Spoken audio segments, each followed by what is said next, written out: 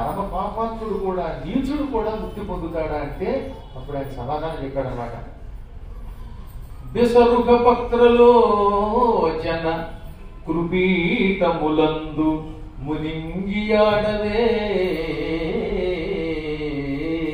మొసళ్ళు మీలు కర్కటకములు కమఠములు వాని కప్పునే అసదృశమైన తీర్థఫలమట్టి విధంబు సుమీతలంప మానసమగు తీర్థమాడని జనంబులకున్ బహుబాహ్య తీర్థముల్. ఓ పద్మాక్షి, కేవలం గంగలో మునిగినంత మాత్రం చేతనే మోక్షం వచ్చేటట్లయితే ఈ ప్రపంచంలో ఎన్నో జీవులు ఈ పాటికే కైలాసానికి వెళ్ళేవి.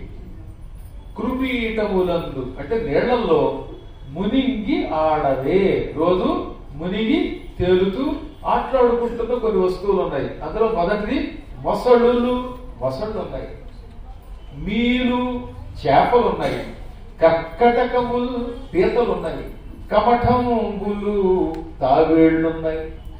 కానీ ఈ మొసళ్ళు, ఈ చేపలు, ఈ పీతలు, ఈ తావేళ్లు ఇవన్నీ మోక్షం పొందుతున్నాయా? పొందటం లేదు. కారణం ఇది గంగా మన నివాస స్థానం అనే ఊహే తప్ప పరమ పవిత్రమైనది ఈ గంగలో స్నానం చేస్తే మనకి మోక్షం వస్తుంది, పాపాలు తొలగుతాయనే ఊహ వాటి మనస్సులో రమంత కూడా లేదు. కేవలం నివాస స్థానం మాత్రమే వాటికి. అందుకే సాటి లేని గంగా స్నాన ఫలితం వాటికి రావట్లేదు. అలాగే మనస్సు పవిత్రంగా లేకుండా కాశీని నిరంతరం ద్వేషించే పాపాత్ములు కాశీ చుట్టుపక్కల ఉన్నప్పటికీ ఈ గడ్డంగాళ్ళు, తలకాయ కొట్టుకునేవాళ్ళు, ఆదివారం గొర్రెలు ఇక్కడ ఉన్నటువంటి వాళ్ళకి సాటి లేని ఈ కాశీవాస మహాఫలితం రాదని చెప్పేశారు. ఇది కాశీ ఖండంలో చెప్పారు. వాళ్ళకి నమ్మకం ఉండాలండి. నమ్మకం లేదు ఉపయోగం ఉంది.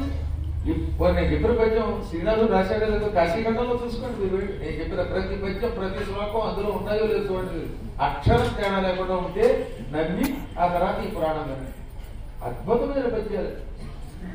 మళ్ళీ ఇంకోసారి చదువుకోవాల్సిన పద్యాలు. దశరుహ పత్రలోచన కృపీటములందు మునింగి ఆడవే మొసడులు వీలు కర్కటకముల్ కమఠంబులు వానికప్పునే అసదృశమైన తీర్థఫల బట్టి విధంబు సుమీతలంప మానసముగు తీర్థమాడని జనంబులకు బహుబాహ్య తీర్థములు. మనస్సు అనే తీర్థం ఆడాలి. అనగా నీ మనస్సులో పవిత్రత, విశ్వాసము లేకపోతే బయట తీర్థాలు ఎన్ని